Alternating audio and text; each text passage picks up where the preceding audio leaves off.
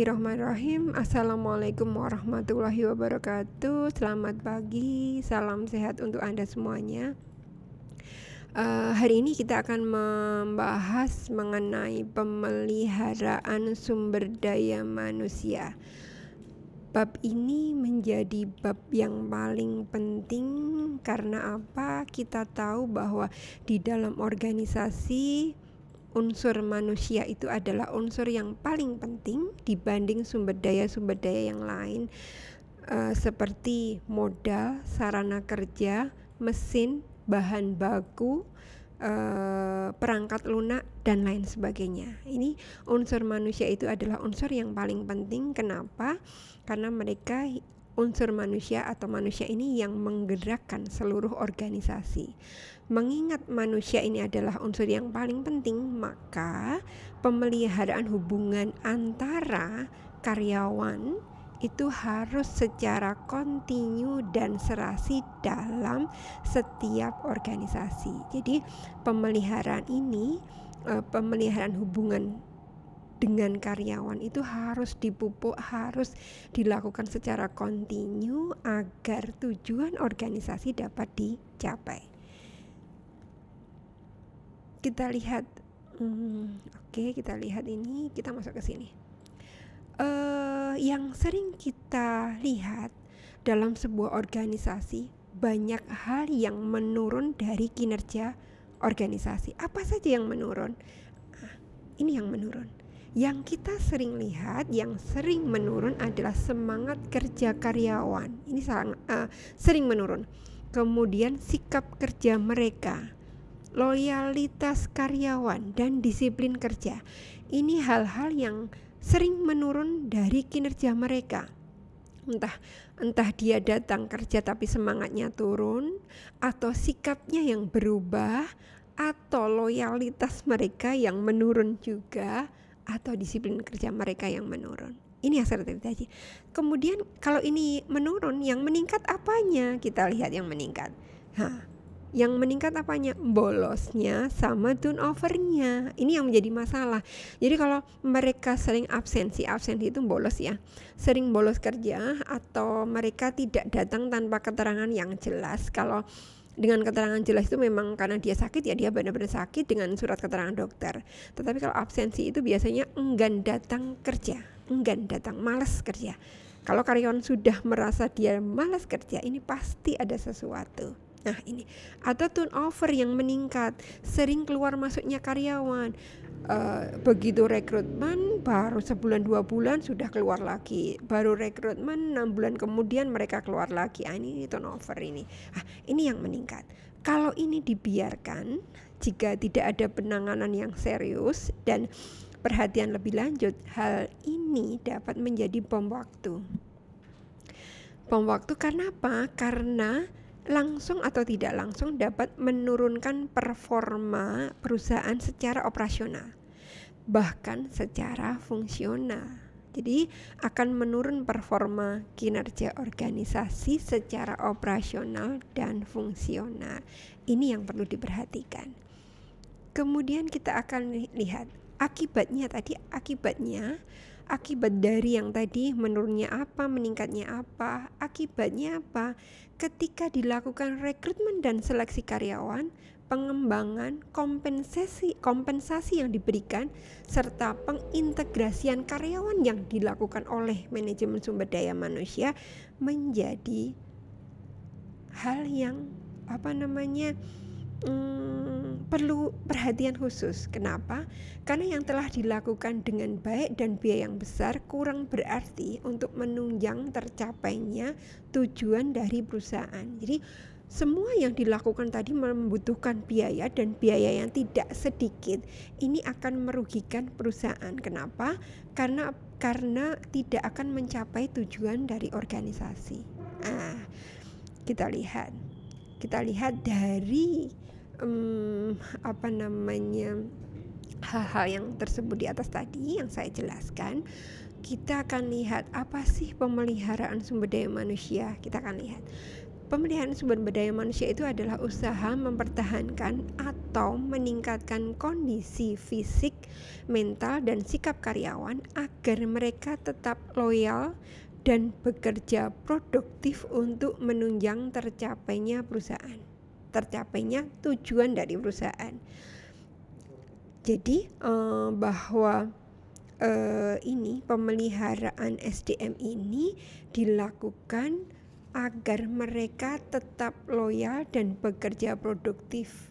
Ini yang akan dilakukan. Jadi itu adalah pengertian dari pemeliharaan sumber daya manusia.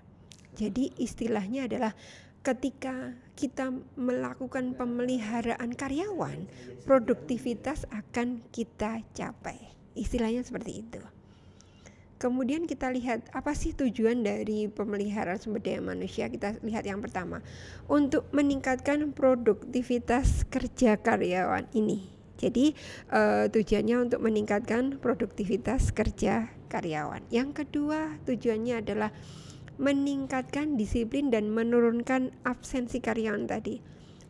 Disiplinnya meningkat, karyawan yang bolos tadi jadi turun. Kemudian yang ketiga adalah meningkatkan loyalitas dan menurunkan turnover karyawan. Yang keempat, memberikan ketenangan, keamanan, dan kesehatan karyawan. Jadi dengan pemeliharaan sumber daya manusia, karyawan merasa tenang, merasa aman, dan mereka juga mendapati kesehatan. Kemudian yang kelima, meningkatkan kesejahteraan karyawan beserta keluarganya. Jadi tujuan yang kelima adalah agar kesejahteraan karyawan meningkat beserta kesejahteraan untuk keluarga mereka.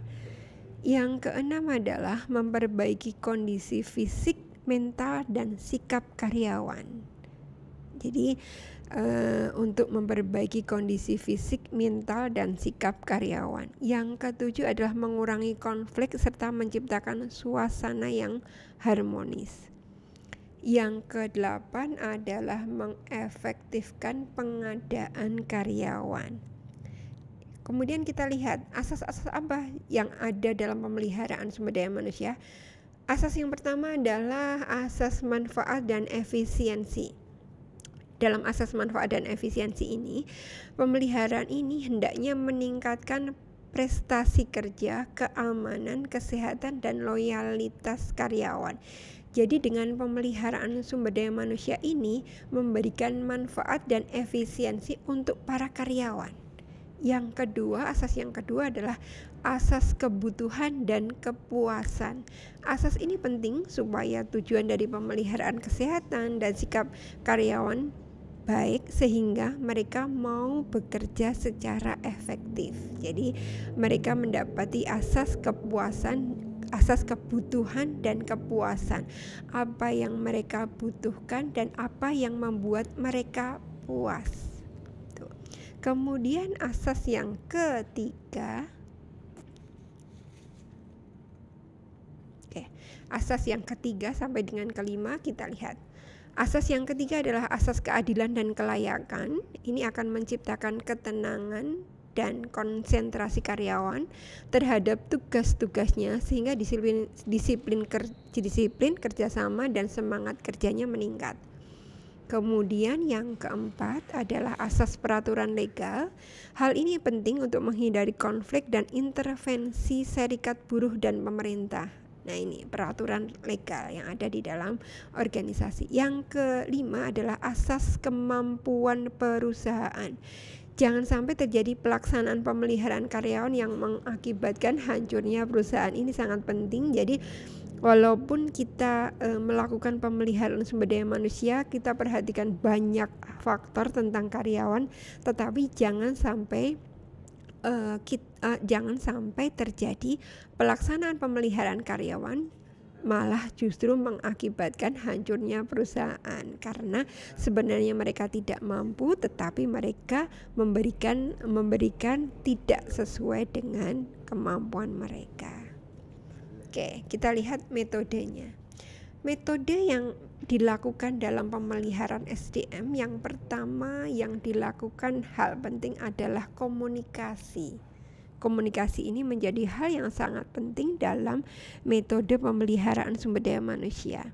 Kenapa? Karena melalui komunikasi yang baik dan efisien, maka permasalahan-permasalahan yang terjadi dapat diselesaikan. Komunikasi ini. Kemudian konflik yang terjadi dapat diselesaikan juga melalui komunikasi. Melalui dengan cara apa? Dengan cara musyawarah. Biasanya seperti itu. Jadi komunikasi ini satu hal yang sangat penting dalam metode pemeliharaan sumber daya manusia. Yang kedua, ini yang penting juga adalah tentang insentif. Insentif adalah daya perangsang yang diberikan kepada karyawan tertentu berdasarkan prestasi kerjanya agar karyawan terdorong meningkatkan produktivitas kerjanya. Nah, bentuk insentif ini terbagi menjadi dua. Yang pertama adalah insentif positif, yang kedua adalah insentif negatif. Apa itu insentif positif? Insentif positif itu adalah daya perangsang yang diberikan berupa hadiah material ataupun non material kepada karyawan atas prestasi kerja mereka, yang prestasi kerja mereka itu di atas standar. Ini adalah mereka memberikan insentif positif. Kemudian apa itu insentif negatif? Insentif negatif itu adalah daya perangsang dengan memberikan kepada mereka berupa ancaman hukuman kepada karyawan yang prestasi kerjanya di bawah standar. Jadi kalau yang pertama tadi komunikasi, kalau jadi semuanya perlu dikomunikasikan, terutama jika terjadi konflik, baik konflik antara karyawan dengan karyawan atau karyawan dengan manajemen, itu cara yang terbaik adalah melalui komunikasi. Yang kedua adalah metode insentif. Insentif ini rupanya bentuknya adalah insentif positif dan insentif negatif. Biasa yang kita sebut dengan reward dan punishment. Mungkin itu pembelajaran kita hari ini tentang pemeliharaan sumber daya manusia. Insya Allah kita lanjutkan melalui diskusi kelas. Terima kasih atas perhatiannya. Sekian, wassalamualaikum warahmatullahi wabarakatuh.